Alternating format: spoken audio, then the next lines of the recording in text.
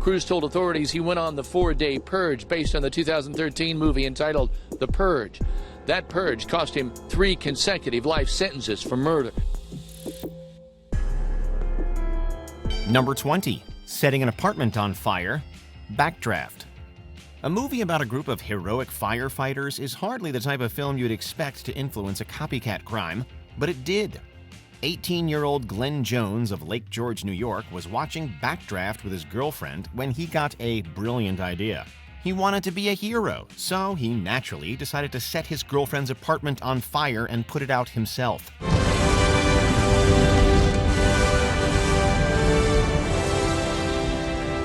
He was successful in setting a chair on fire, but it was extinguished by the girlfriend's family before he could act. Luckily, no one was hurt in the ordeal. Jones, in turn, was charged with second-degree arson, and he faced upwards of 10 years in prison. So, that plan didn't pan out. Do you regret your crimes? Yes. And I'm aware of the pain that I have caused. Number 19. Purging The Purge. Don't force us to hurt you. We don't want to kill our own. Please just let us purge. Though the execution isn't always perfect, the concept behind the purge is clever. For one night every year, all crime becomes legal and emergency services are prohibited from responding to calls. It makes for a great fictional story, but would be terrifying if actually brought to life. Unfortunately, it was. Back in 2017, Indianapolis's Jonathan Cruz was charged with 3 fatal shootings. He directly referenced the film, writing in one text message, quote, "I purge every night now." A witness also told detectives that Cruz had referenced the movie in person. The thought that someone would take 3 innocent lives for sport is just beyond our comprehension. Unlike The Purge, crime is not legal, ever, and Cruz was justly sentenced to 3 consecutive life sentences for his senseless actions. Number 18. Bottle deposit fraud. Seinfeld. Here's a general rule of thumb. Don't do anything that Kramer does. You're not talking that Michigan deposit bottle scam again. No, I'm off that. You tried it? Oh, yeah, every which way. Couldn't crunch the numbers. It drove me crazy. In the 7th season episode The Bottle Deposit, Kramer and Newman hatch a scheme to redeem empty bottles in Michigan to earn an extra 5 cents per container. This actually happened in 2011, when 3 people were charged with bottle deposit fraud. Yes, it's a real thing. Couple Thomas and Megan Woodward and a man named Peter Prybot illegally redeemed out-of-state bottles in Maine. Combined, they were charged with stealing upwards of $11,000. This was reported to be the first time in Maine's history that someone was charged with bottle deposit fraud. Look at all those bottles and all those cans for what? What a waste! Number 17. The DC Sniper, The Matrix. Funnily enough, the Matrix defense is a real thing. And yes, it has worked. A variation of the insanity defense, this one claims that the defendant believes that they're in the Matrix, and therefore their crime didn't technically happen. In their view, their victims are still alive in the real world. If you're killed in the Matrix, you die here? The body cannot live without the mind. Back in 2002, Lee Boyd Malvo and John Allen Muhammad committed the DC sniper attacks, killing 17 people and injuring a further 10. Malvo had made continuous references to the Matrix, like yelling, "Free yourself from the Matrix," and telling FBI agents to watch the movie. Delusional or not, Malvo pleaded guilty to 7 killings and was sentenced to life in prison. Number 16. Various, Breaking Bad. Thankfully, most people don't watch crime shows and then get inspired. But with a show as popular as Breaking Bad, you know there will be some exceptions. In fact, Breaking Bad seems to have inspired a whole crime wave. Back in 2010, Kansas City Chief of Police Darryl Forte claimed that a strain of blue meth was circulating throughout the city. In 2012, police in Alabama reported on a 55-year-old meth dealer going by the name Walter White. Walter White? You got me. In one case, a man named Jason Hart tried disposing of his dead girlfriend's body in sulfuric acid. And perhaps most astoundingly, the show was brought to life with Stephen Doran, a bald and cancer-stricken teacher who was arrested for selling meth. Number 15. Teens start sucking blood. Twilight. Edward, stop. Her blood is clean. You're killing her. Edward. Stop. In certain respects, marketing a vampire story to young teens was not a great idea. Around the height of Twilight mania, there were reports of teenagers biting each other to draw blood in some sort of pseudo-intimate act, and it worried a lot of blood specialists on the grounds of transmitting diseases. Things got pretty serious in Des Moines when an unnamed middle school student bit 11 different classmates. His father blamed Twilight and claimed that his son never meant any harm by the bites. The authorities weren't having any of it, and the young teen was sent to a juvenile correctional facility. Number 14.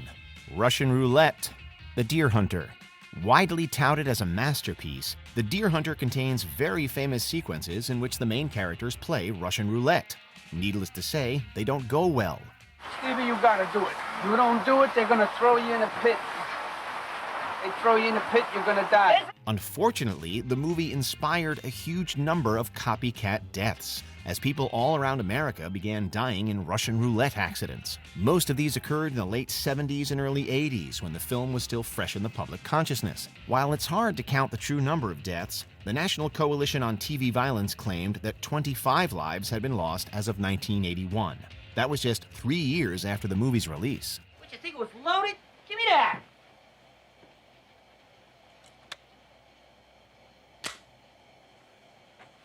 Go. Number 13. Copycat Killer's Money Train. What the fuck? You remember me? Yeah, sure you do. Because that's my scent you're wearing. This relatively unknown action comedy features Chris Cooper as a serial killer known as the Torch. In one scene, the Torch sprays gasoline into a subway token booth and lights a match, threatening to burn the attendant alive if she doesn't hand over the money. She does, but the Torch sets the booth on fire anyway, implying he was in it for the violence itself. I gave you the money! I'm not in it for the money! Shortly after the movie was released, a group of male teenagers reenacted the scene in a Brooklyn subway and burned the clerk. He died of his injuries 2 weeks later. 3 teens were found guilty of the attack, and 2 were sentenced to life in prison. You see what happens when you play with fire? You get burned.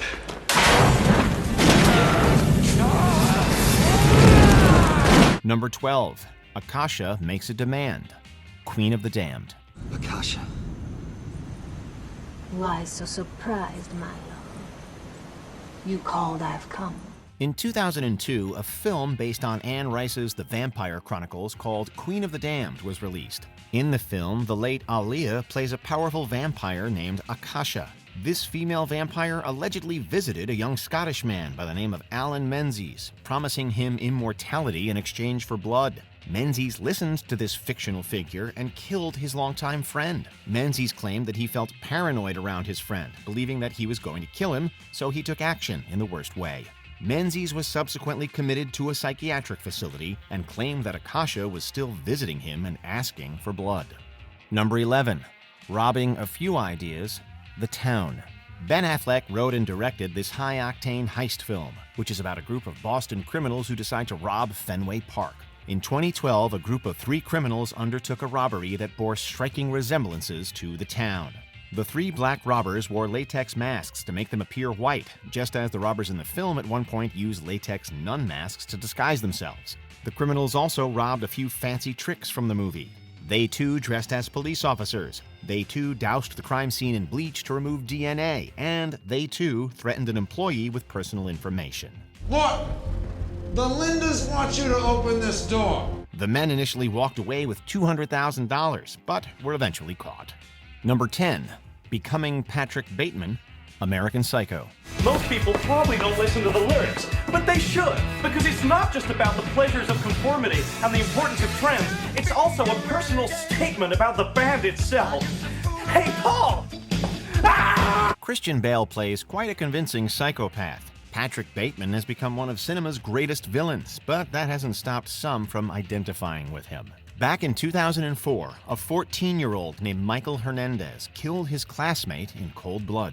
According to an expert for the defense, Hernandez wanted to become a serial killer and was modeling his actions after fictitious villains like Patrick Baitman. Hernandez tried pleading not guilty by reason of insanity, but was rejected by the jury and thrown in prison for life. He died behind bars in 2021 at the age of 31. No new knowledge can be extracted from my telling. This confession has meant nothing. Number 9. The Dexter Killer. Dexter. It doesn't have to come to this. But it always does. Dexter Morgan really isn't the type of character to turn into a role model. Canadian man Mark Twitchell was a huge fan of Dexter and began modeling his life after the titular serial killer. In October of 2008, Twitchell catfished a man on the dating website Plenty of Fish and lured him to his house. Twitchell then took him to a kill room that he'd set up in his garage and proceeded to go full Dexter Morgan. The media subsequently labeled Twitchell the Dexter Killer, and his intense interest in the show was repeatedly brought up during the trial. Unlike Dexter, Twitcher didn't go live as a lumberjack. He was sent to prison for life, and rightfully so. Number 8.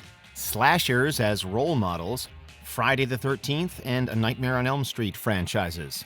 Daniel Gonzalez was a very disturbed boy. Born in Surrey, England, Gonzalez showed some talent in school but was reportedly very troubled and required serious psychological aid. By 2004, Gonzalez was 24 years old, unemployed, and an avid watcher of horror movies. That September, Gonzalez went on a violent spree and killed 4 people in 3 days. He used knives to slay his victims, and in one case, he even wore a hockey mask like Jason Voorhees. He also personally believed that he was similar to Freddy Krueger. He soon became known as the Freddy Krueger Killer and was committed to a psychiatric hospital. Gonzalez took his own life in 2007. Number 7. Joker stuff, The Dark Knight. Hi. Heath Ledger's performance as the Joker is iconic, but it's also given rise to many unfortunate copycats.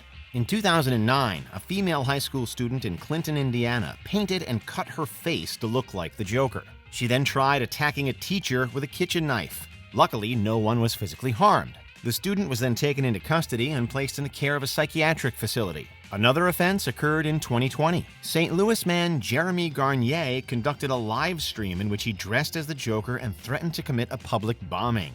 He was thankfully arrested before the live stream even ended. I'm a man of my word.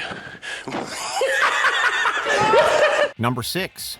More vampiric acts, Interview with the Vampire. I assume I need no introduction. People really can't help themselves when it comes to vampire movies. 2 days after watching Interview with the Vampire, Daniel Sterling stabbed his girlfriend and reportedly drank some of her blood. Luckily, she survived her extensive wounds. Sterling directly referenced the film while in jail, saying he was, quote, influenced by the movie. It was later reported that Sterling attempted to kill his girlfriend in an act of revenge for dating another man. Sterling was charged for the attack, and the jury dismissed his insanity defense. He was instead found guilty and sentenced to life in prison. Number 5. Personal Project Mayhems, Fight Club. The first rule of Fight Club is, you do not talk about Fight Club. The first and second rules of Fight Club is you do not talk about Fight Club, but no one said anything about starting your own. Perhaps unsurprisingly, numerous underground fight clubs began popping up following the movie's release. States like Texas, California, and even Alaska began reporting the clubs, and membership ranged from high school students to Silicon Valley techies and Princeton Ivy Leaguers. Unfortunately, things also got a bit more serious as some teenagers began acting out their own Project Mayhem. Luke Helder planted numerous mailbox bombs and attempted to make a cartographical smiley face out of his chosen locations. And then there's teenager Kyle Shaw, who tried blowing up a Manhattan Starbucks after starting his own fight club in Central Park. Number 4. Ghostface copycats, Scream. Do you think someone's trying to duplicate Woodsboro? It looks like it. I think you have a copycat on your hands, Chief. Even though it was meant to satirize the slasher genre, Scream still somehow managed to inspire a few prospective criminals. Back in the late 90s, 2 teenage cousins by the names of Samuel Ramirez and Mario Padilla were convicted of killing Padilla's mother.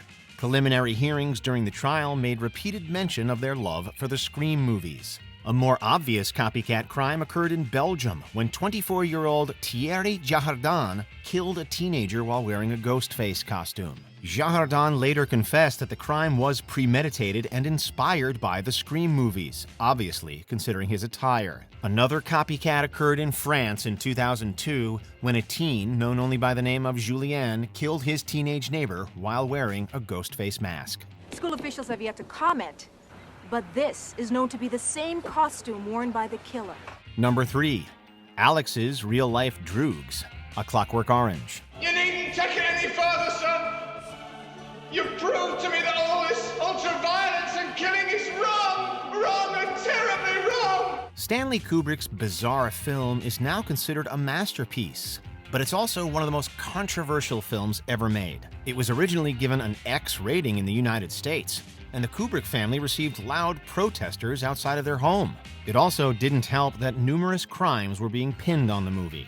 This includes the random killing of an elderly man, the death of a teen at the hands of their classmate, and a sexual assault in which the perpetrator sang a crude rendition of Singin' in the Rain. I'm singing in the rain, just singing in the rain. As a response to the heated controversy, Kubrick withdrew the film from British release, and it was unavailable in the region for the next 26 years. Number 2. Numerous natural-born killers. It's just murder, man. All God's creatures do it in some form or another. I mean, you look in the forest. You got species killing other species, our species killing all species, including the forest, and we just call it industry, not murder. Just as Natural-Born Killers was inspired by the story of Charles Starkweather and Carol Ann Fugate, so too did it inspire its own crime sprees. Countless incidents have been linked to the film, including some of the most notorious crimes of the century. Multiple school shootings have been blamed on the movie, including Columbine. Eric Harris and Dylan Klebold were said to be fans, and Harris repeatedly mentioned the film in his journal. It also inspired the crime spree of teenagers Sarah Edmondson and Benjamin DeRoss, along with the Richardson family murders. The latter bore a striking resemblance to a scene in the film, and the perpetrator even said that he would, quote, go natural-born killer on the family, end quote. Number 1. John Hinckley Jr. goes full Travis Bickle, Taxi Driver.